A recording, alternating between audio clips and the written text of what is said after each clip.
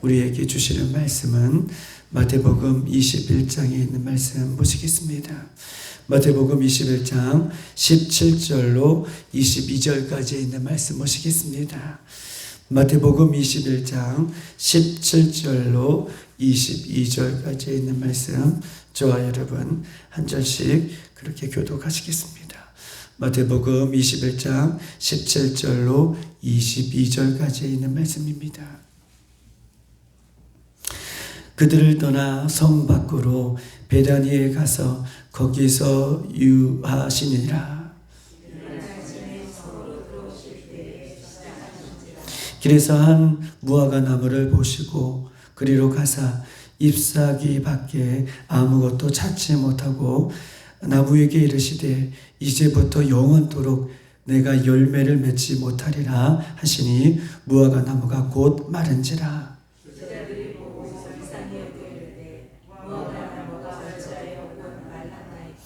예수께서 대답하여 이르시되 내가 진실로 너희에게 이르노니 만일 너희가 믿음이 있고 의심하지 아니하면 이 무화과 나무에게 된 이런 일을 할 뿐만 아니라 이 산들로 들려 바다에 던지리라 하여도 될 것이요 너희가 기도할 때에 무엇이든지 믿고 구하는 것은 다 받으리라 하시니라. 아멘. 오늘 이 새벽에도 하나님께서 우리에게 생명의 말씀을 들려주실 때에 그 말씀 가운데 선한 우리 모두가 되기를 주님의 이름으로 축복합니다. 예수님께서 드디어 예루살렘에 올라가셔서 가장 첫 번째 하신 일을 우리가 어저께 보았는데, 가장 첫 번째 하신 일은 성전을 깨끗하게 하시는 일을 우리가 어저께 보았습니다. 그리고 두 번째 오늘 예수님께서 하시는 일에 대해서 오늘 본문은 우리에게 증거하고 있어요. 17절에 보면 그들을 떠나 성 밖으로 베다니에 가서 거기서 유하니라 라고 말씀하고 계십니다. 예수님께서는 예루살렘에 올라가셔서 성전을 깨끗하게 하시고 그리고 그곳을 떠나 베다니에서 하룻밤을 유하셨어요. 그리고 18절에 보면 이른 아침에 성으로 다시 들어오실 때에 세상하신지라. 예수님께서는 베다니에서 하룻밤을 묵으시고 다시 예루살렘 성으로 올라가시는 데에 18절에 보니까 몹시 시장하셨다. 몹시 배가 고프셨다. 육신의 몸을 입고 오셨던 예수님은 피곤하기도 하시고 지치시기도 하시고 슬프시기도 하시고 기쁘시기도 하셨던 것처럼 예수님은 예루살렘에 올라가셨을 때에 다시 몹시 시장하셨다라고 이렇게 오늘 본문은 이야기를 하고 있는 것입니다. 우리 한번 19절 20절에 있는 말씀 한번 다 같이 한번 읽어볼게요. 시작. 길에서 한 무화과 나무를 보시고 그리로 가사 잎사귀밖에 아무것도 찾지 못하시고 나무에게 이르시되 이제부터 영원토록 내가 열매를 맺지 못하리라 하시니 무화과 나무가 곧 마른지라. 제자들이 보고 이상히 여겨 이르되 무화과 나무가 어찌하여 곧 말랐나이까. 아멘. 예수님께서 몹시 시장하여서 이 무화과 나무를 찾아서 가셨지만 잎사귀가 무성하고 열매가 없는 그 무화과 나무를 저주하셨어요. 그리고 곧 무화과 나무가 마른지라 라고 말씀을 써있고 그 광경을 본 예수님의 제자들이 이상히 여겨 예수님 이렇게 된 일이 무슨 이유입니까? 라고 예수님 앞에 이렇게 묻고 있는 것입니다. 제자들이 보고 이상히 여겨 무화과 나무가 어찌 이렇게 말랐습니까? 라고 물어보지요. 예수님은 오늘 18절에도 분명하게 이야기하고 있는 것처럼 한 구류의 나무가 있을지라도 열매를 보고 평가하신다. 한 구류의 나무라도 예수님은 열매를 보고 열매 없는 나무를 저주하시고 심판하신다 라고 하는 것이 오늘 본문이 우리에게 말씀하고자 하는 요지인 것임을 성경은 이야기하고 있는 것입니다. 예수 그리스도를 믿는 성도들도 삶 가운데에 신앙 가운데에 열매가 없다면 이 무화과 나무를 저주하셨던 예수님의 이 엄중한 말씀처럼 예수 그리스도를 믿는 우리들도 열매가 없다면 그 예수님의 심판과 저주를 똑같이 받는 것이다 라고 예수님 아주 무섭게 이야기를 하고 있는 것이죠. 열매가 중요합니다. 열매가 중요해요. 무화과 나무 한 그루를 예수님께서 저주하셨던 이유는 다른 것이 없어요. 열매 때문에 그래요. 예수 그리스도를 믿는 우리들도 열매가 없다면 이렇게 무화과 나무처럼 예수님은 심판하실 것이다 라고 하는 이 귀한 말씀을 예수님께서는 이 새벽에 저와 여러분에게 한 번 더 말씀을 하고 있는 것입니다. 열매는 무엇입니까? 열매는 두 가지로 이야기할 수 있어요. 내적인 열매고 혹 외적인 열매다. 이 두 가지로 이야기할 수 있는 것입니다. 내적인 열매는 무엇입니까? 내 안에 인격이 바뀌는 것이에요. 예수님의 모습으로 바뀌는 그 인격을 얘기해요. 그것을 열매라고 표현하고 있는 거예요. 아무리 화려한 많은 능력이 우리의 외적인 모습에서 드러날지라도 예수님은 열매를 보고 그 나무를 평가하시는데 첫 번째 그 열매는 예수님을 닮아가는 내적인 모습을 이야기하고 있고 그것을 열매라고 이야기하고 있는 것입니다. 예수님을 닮아가는 인격이에요. 아무리 많은 것을 가질지라도 예수님 닮은 인격이 없다면 그것은 예수님 평가하신다고 이야기를 하고 있는 거예요. 예수님을 닮은 인격, 예수님을 닮은 모습, 이것이 열매예요.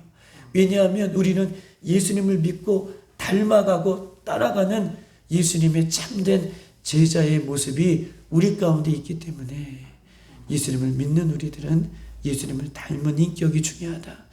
외적인 열매는 무엇입니까? 성경은 우리에게 말하고 있어요. 때를 어떤지 복음을 증거하라. 예수님을 증거하라.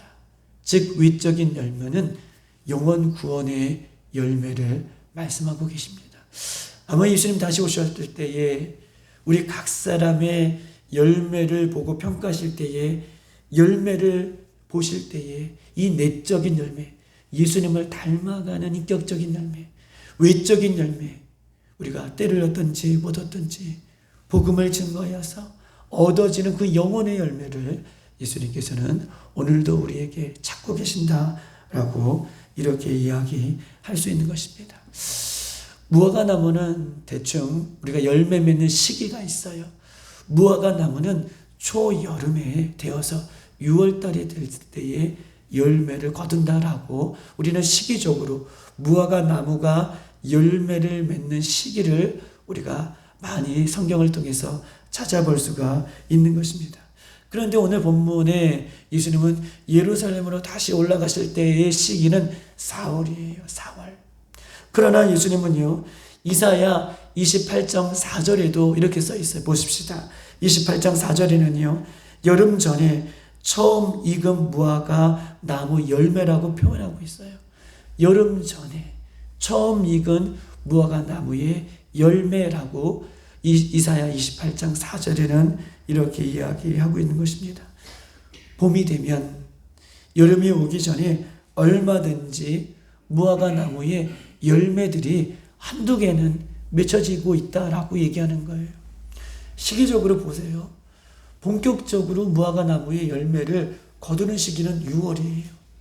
그런데 예수님께서는 이 이사야 48장에도 4절에도 이야기하는 것처럼 여름이 오기 전에 처음 익은 열매들, 즉 열매의 한두 가지의 무화과 나무의 열매들은 반드시 있다는 거예요.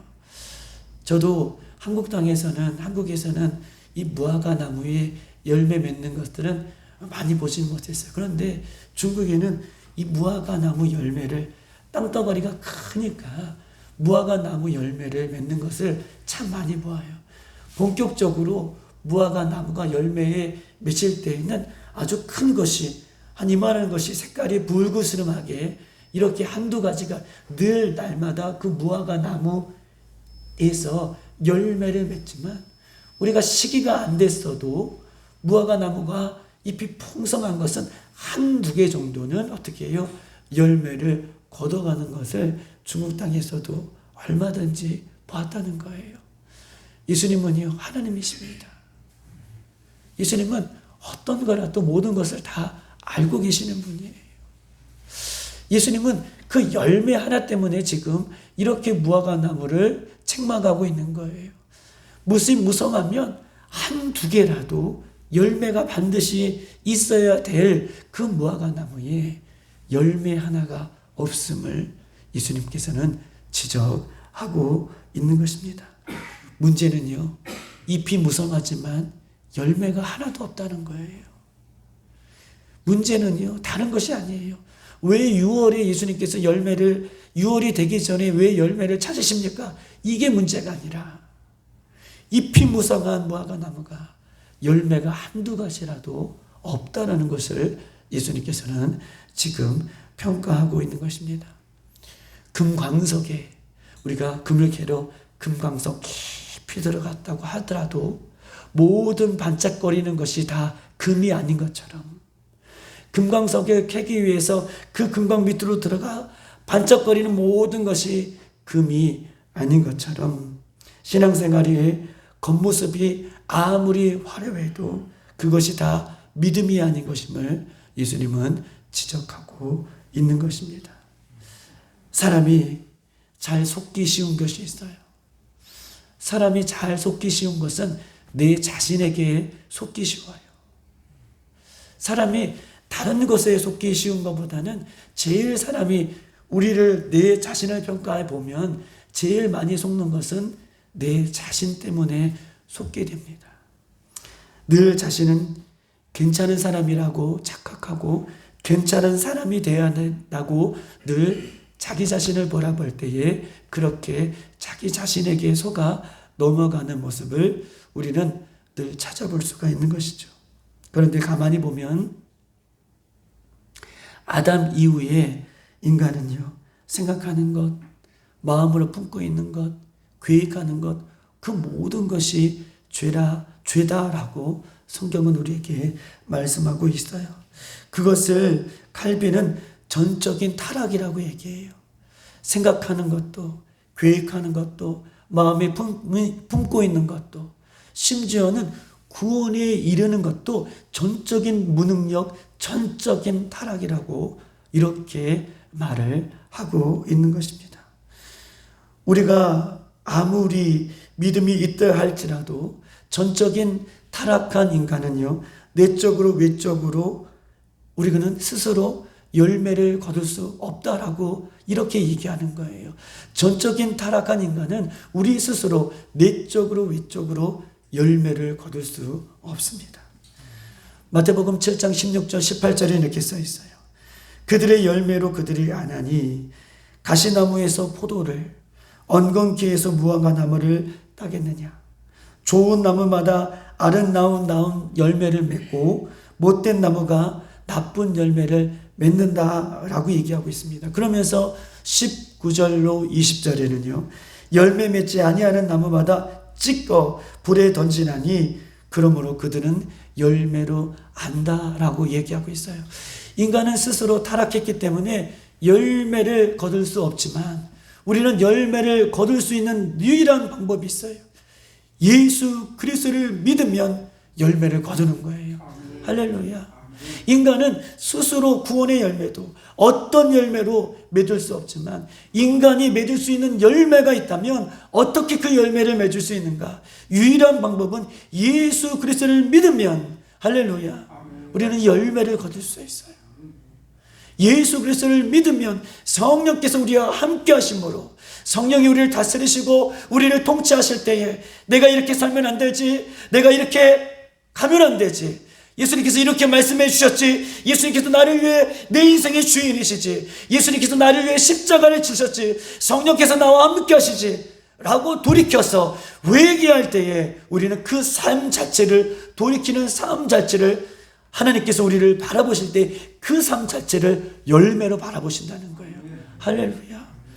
우리가 스스로 깨끗해서 열매가 있는 것이 아니라 날마다 예수님께서 우리를 인생에 찾아오시고 성령께서 우리를 다스리시고 통치하실 때에 그것에 순복하며 회개하며 따라가는 그 삶 자체를 성령께서는요, 하나님은요, 예수님은 그 삶 자체를 열매로 보신다는 거예요. 할렐루야, 얼마나 귀합니까? 우리는 스스로 열매를 맺을 수 없는데 예수 그리스도를 믿음으로 성령께서 함께 하심으로 내가 이렇게 살면 안 되지, 돌이키고 회개하는 그 모든 순간을 열매로 바라보신다라고 하는 것입니다. 예수님은요, 시작하셨기 때문에 그냥 화풀이여서 먹을 것이 없어서 화를 내신 것이 아니라 예수님의 참된 의도는 예수님 믿는 성도들의 신앙이란 반드시 열매를 거두어야 된다는 것을 이야기하고 있어요.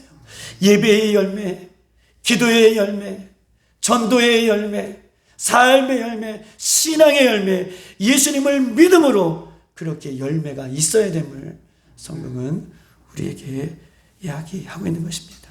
사랑하는 여러분, 열매를 맺지 않는 나무마다 이미 도끼가 그 뿌리에 놓여 있다 라고 무섭게 평가하고 있어요. 예수님, 저와 여러분, 우리 교회를 평가하실 때에도 이렇게 열매로 개인적으로 평가하실 것이고 열매로 교회적으로 평가하실 수 있다라고 분명하게 예수님 우리에게 말씀을 하고 있는 것입니다. 여러분 보십시다. 제자들이 놀라는 것은요, 무화과나무를 예수님께서 저주할 때에 무화과나무가 어떻게 말랐습니까? 즉시 말랐어요. 무화과나무가 그냥 시름시름 일주일 이후에 갔더니 무화과나무가 말랐다 이렇게 얘기하지 않고 본문은 예수님께서 저주했더니, 열매 없는 나무를 저주했더니 즉시 말라버렸다 라고 이야기합니다. 이것은 예수님의 능력을 이야기하고 있어요. 21절, 22절은 그 이야기를 좀 하고 싶은 것입니다. 우리 한번 21절, 22절을 한번 찾아보십시다. 다 같이 읽어보겠습니다. 시작. 예수께서 대답하여 이르시되 내가 진실로 너희에게 이르노니 만일 너희가 믿음이 있고 의심하지 아니하면 이 무화과 나무에 된 이런 일만 뿐만 아니라 이 산도로 들려 바다에 던지리라 하여도 될 것이고 너희가 기도할 때에 무엇이든지 믿고 구하는 것은 다 받으리라 하시니라. 아멘. 예수님께서는요, 우리에게 한 가지 더 오늘 21절, 22절에 이야기하고 있어요. 예수님께서 저주했더니 즉시 그 나무가 말랐더라. 이것은 예수님의 능력을 이야기하고 있는 것입니다. 우리가 주의할 것은요, 믿음 자체가 능력이 있는 것이 아니라 예수님 자체가 능력이 있으신 거예요. 아멘. 믿음, 우리가 가지고 있는 그 믿음 자체가 능력이 있는 것이 아니라 예수님이 구원이세요. 예수님 자체가 능력이세요. 믿으면 그럼 무엇입니까? 믿음이라는 것은 무엇인가요? 예수님 자체가 능력이시고 예수님 자체가 구원이시고 예수님 자체가 힘이시고 권능이신데 믿음이라는 것은 그 예수님의 권능과 예수님의 능력과 예수님의 기적을 어떻게 해요? 연결하는 통로가 믿음이라는 거예요.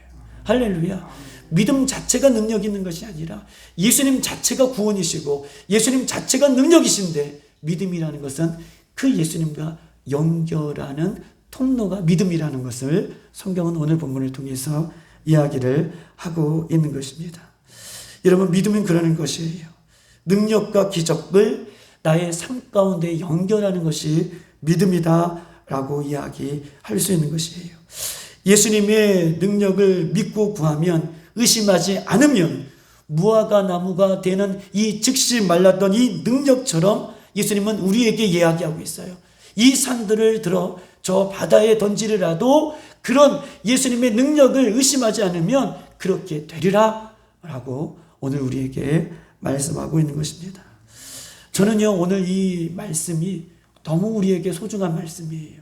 왜냐하면요, 예수님께서는 이 산들을 들어 바다에 던지리라. 그리고 22절에는요, 조금 더 의심하지 않고 기도하면 모든 것이 이루어지리라 라고 분명하게 우리에게 이렇게 말씀하고 있는 이유는요, 믿음의 세계를, 영적인 세계를 우리 예수 그리스도를 믿는 우리들에게는 열어놓고 계시는 거예요. 할렐루야.